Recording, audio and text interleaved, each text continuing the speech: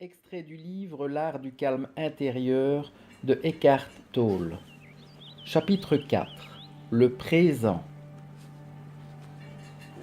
En surface, le présent ressemble à un moment parmi d'autres. Chaque jour de votre vie semble composé de milliers d'instants en cours desquels ont lieu divers événements. Mais à y regarder de plus près, n'y a-t-il pas qu'un seul moment? La vie n'est-elle pas ce moment toujours?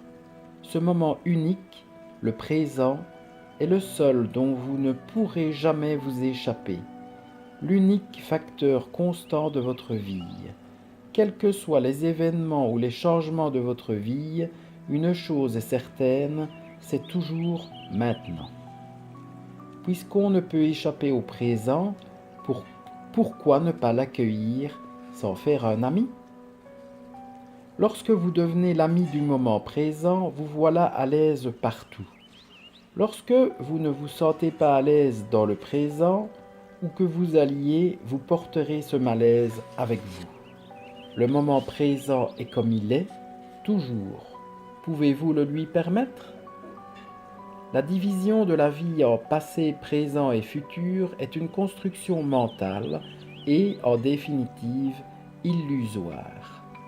Le passé et le futur sont des formes pensées, des abstractions mentales. On ne peut se rappeler le passé que maintenant.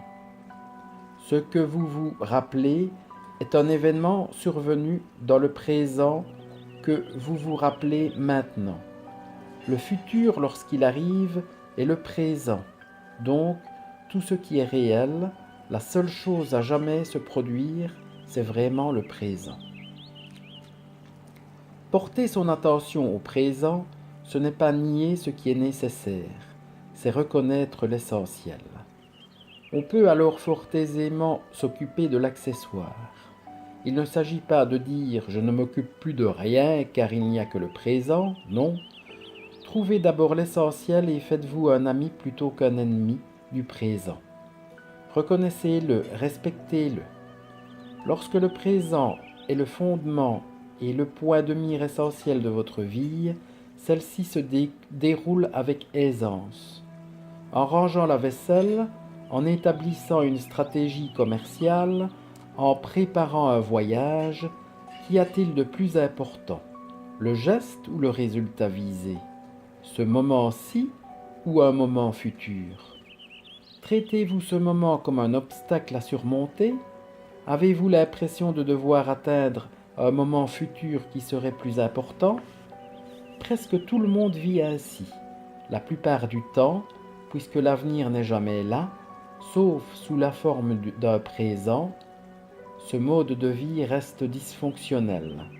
Il engendre un constant courant sous-jacent de malaise, de tension et de mécontentement. Il ne respecte pas la vie, qui est le présent et rien d'autre. Sentez la vitalité de votre corps, elle vous ancre dans le présent. En définitive, vous ne devenez responsable de la vie qu'en assumant la responsabilité de cet instant, maintenant. Voilà pourquoi le présent est le seul espace de vie.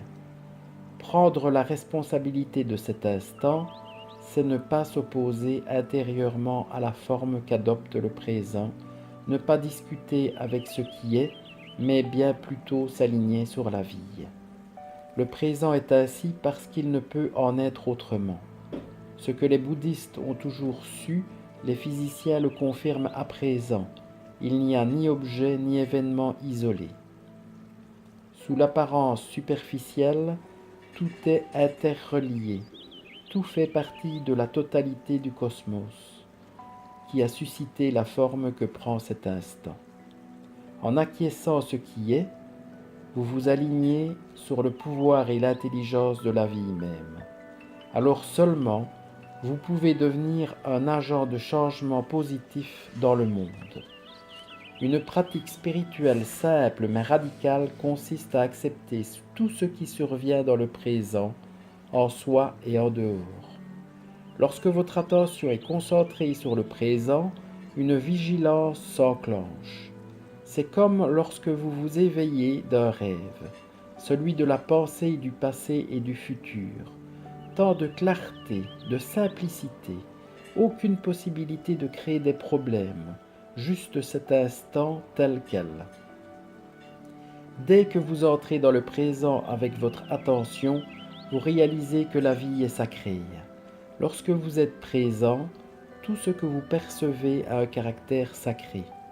Plus vous vivez dans le présent, plus vous ressentez la joie, simple mais profonde de l'être et du caractère sacré de toute vie. La plupart des gens confondent le présent avec ce qui s'y passe, mais ce n'est pas le cas.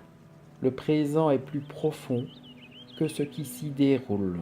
C'est l'espace dans lequel cela se déroule. Ne confondez donc pas le contenu de cet instant avec le présent.